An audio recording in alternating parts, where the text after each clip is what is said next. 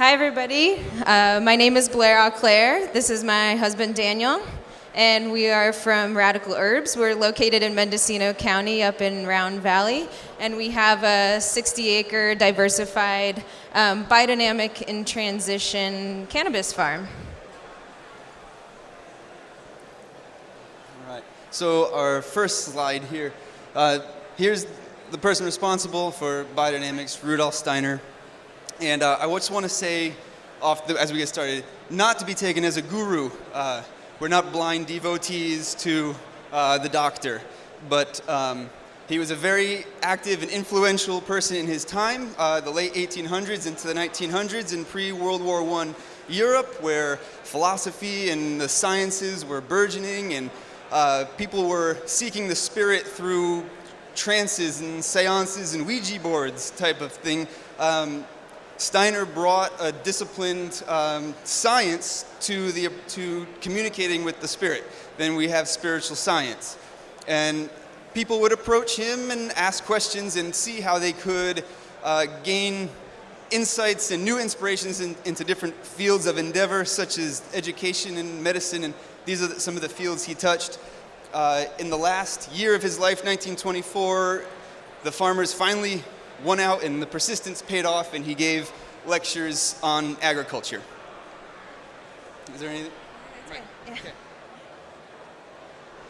Yeah. So biodynamics. So in the early 1900s was when chemical agriculture first started becoming a presence in agriculture. And back in that times, a lot of the farmers, especially ones who were sort of into anthroposophy and into Steiner's work, began to see a degradation in their land and a degradation in their crops. So they went and asked Steiner repeatedly to sort of give them some indications of what they could do to better enliven the soil and enliven the quality of the crops that they were eating in order to have very nutritious food. So finally, in 1924, he gave a lecture cycle, and it was about a week long, something like that.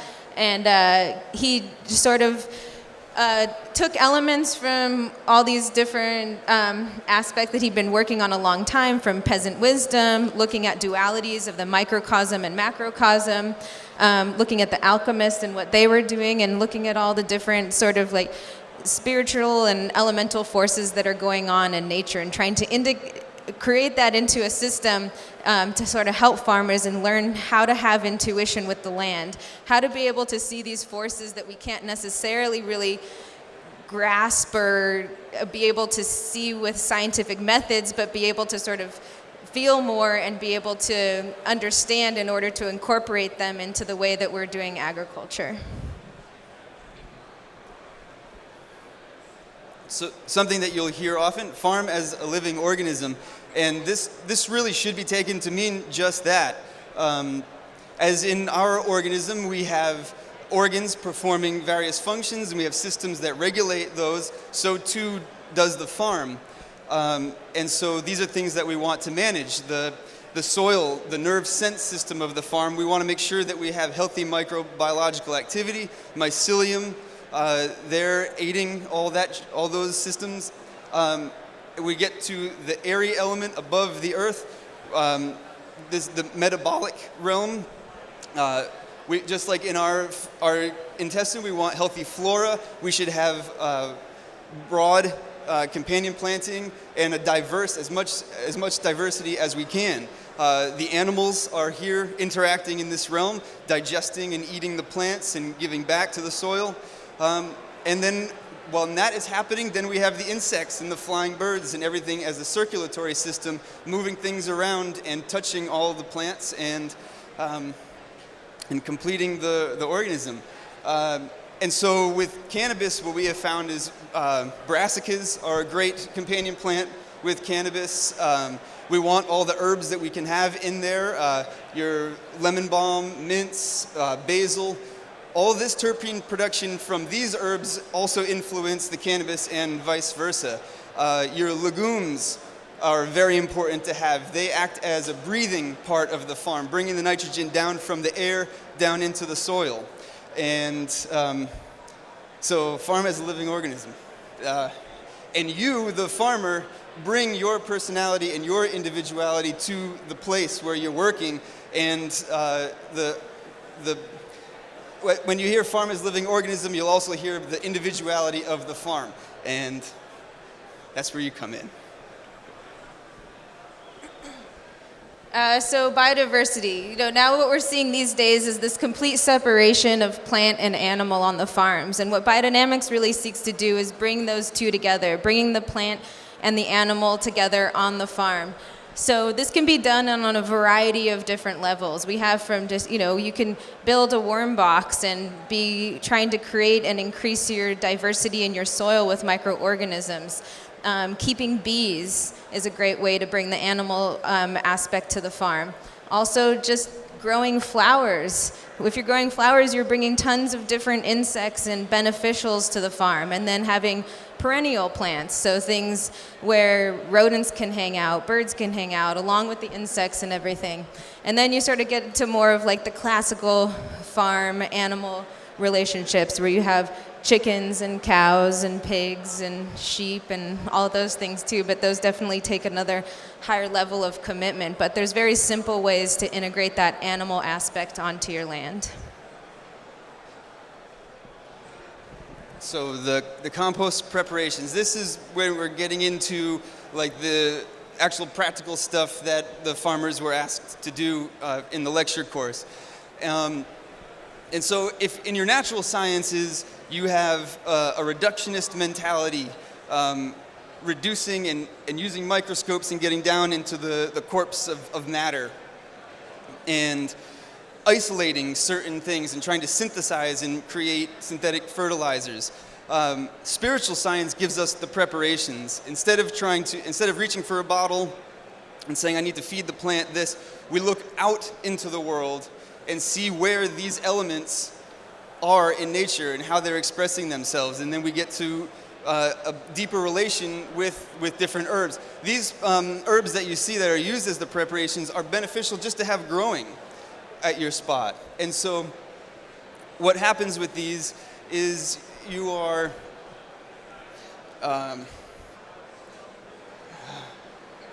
yeah, I got it. We don't just need NPK. We need trace minerals. This is a homeopathic system that's happening. And so if we can potentize and use these herbs and put them in our compost pile, we make them accessible to the plants. And you can see that there is a planetary connotation with each of them, and we'll touch on. I saw that. Thank you. We'll touch on the cosmic influence in a moment, but by putting these herbs in your compost pile, it actually acts as an antenna to help the planetary influence reach your land. And so a process that happens with these herbs is they get harvested, dried, put into a vessel that corresponds with their element, and put into the earth over the winter when the earth is most alive and influence and open to the cosmic influence.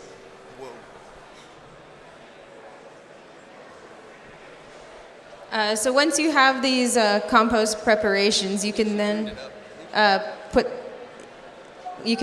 them into the compost pile, and there's sort of Steiner gave some indications of where to put them, but you see here this is like a nice big long windrow. So in this windrow you would probably put like 3 or 4 sets of the compost preparations in there, and the valerian prep gets stirred and then sprayed over the pile. And so in biodynamics also, where you're getting your fertility from is extremely important. You want your fertility coming from on farm as much as possible. And that can come from doing cover cropping, making compost, making plant compost, this is an animal manure compost. We have an area where we keep our sheep and cows at night, and so that the manure and the hay that we feed them begins to build up, and we're able to make piles like once or twice a year. So yeah, fertility, on-farm fertility is key. Okay, so these are the field sprays, and it said that plants are a physical manifestation of a distant constellation. And so The 500 is your gravity. This is the one that you'll put out in the field prior to transplanting during the wet times of the year, as moisture is its carrier. And it really helps help the plant incarnate and become grounded in the soil. The 501 is your levity sphere, which you'll spray as the plants are beginning to ripen. And a way to think about the horn manure is you're taking one side of the animal and the other. You're taking the formless manure and putting it into a form that is the horn, that is directly related to its digestion system. And so you're taking two poles and bringing them together. Likewise, as you spray, you're helping bring the periphery down to the soil. And then the 501 helps it then receive the light. You're actually helping the light to come in and quicken the ripening process and help it go to maturity.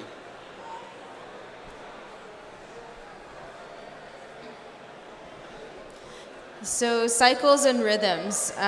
Cycles and rhythms are constantly happening on our planet and felt by especially the plants, who are really just grounded in one place in the soil. They're really in tune to the yearly, monthly, weekly, daily cycles that are happening, not only and through the planets, through the moon, the sun, the stars, and the different constellations.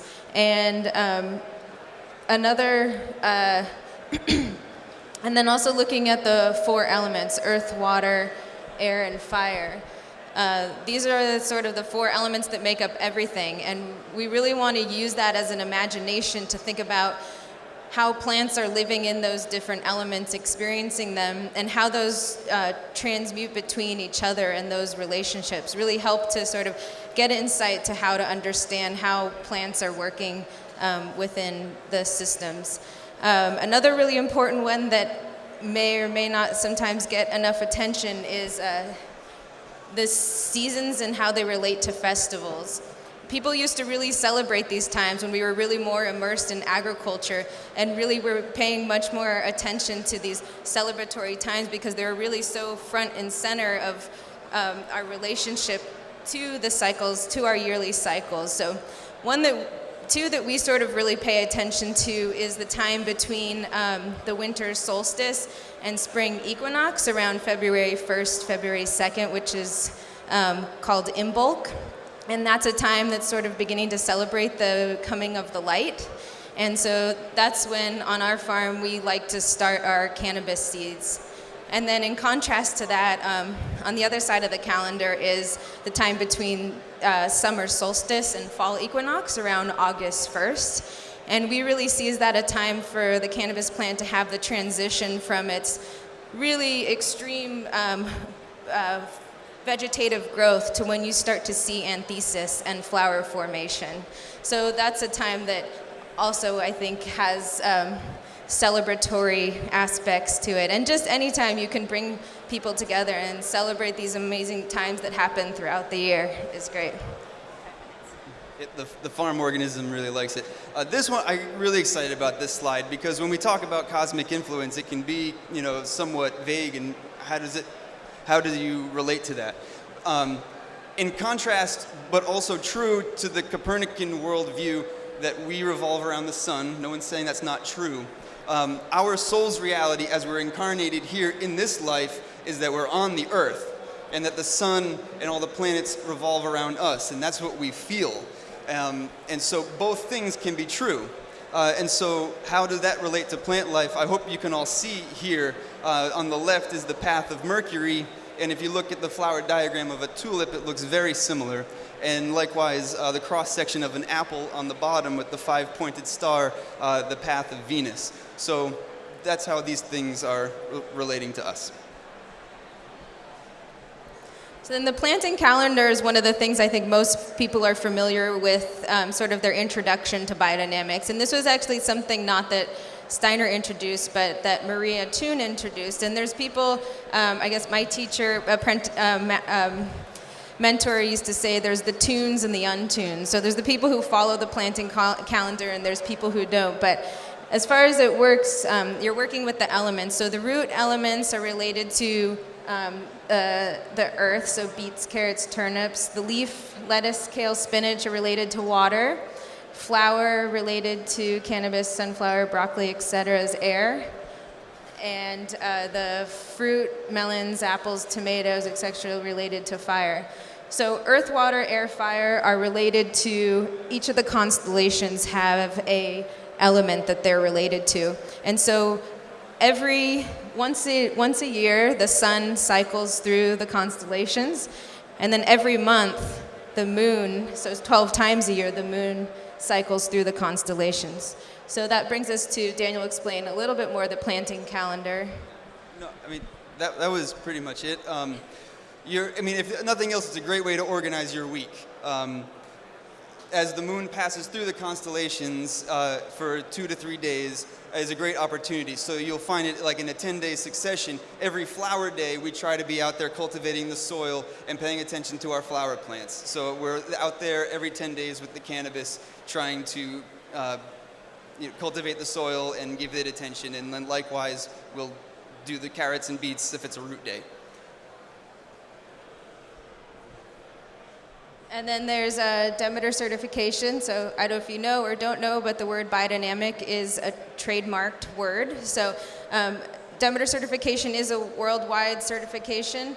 And here in the United States, we use the Organic National Program as the standard and then build on top of that. So it's a beyond organic certification.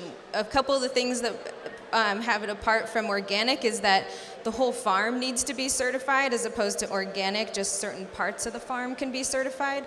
And 10% of the farm needs to be left to a biological preserve. And also that a lot of the fertility has to come from on-farm.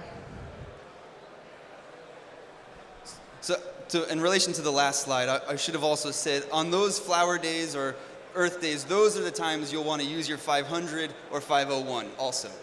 So when we're spraying 501 after August 1st, we're only doing it on flower days.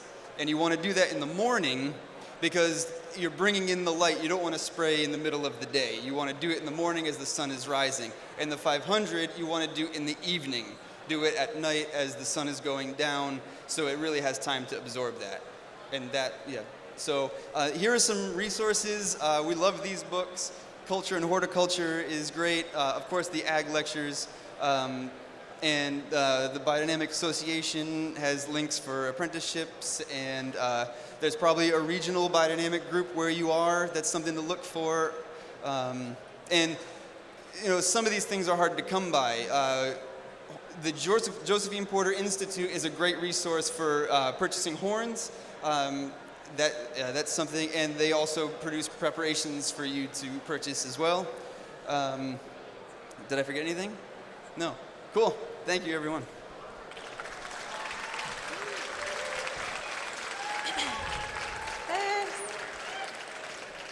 So we don't really have time for questions, but we are going to go make some horn manure. If anybody wants to get their hands on some cow poop and stuff it in cow horns, we'll be doing that right outside here in the garden in the Rage Lounge, and you can ask them some questions then if you'd like.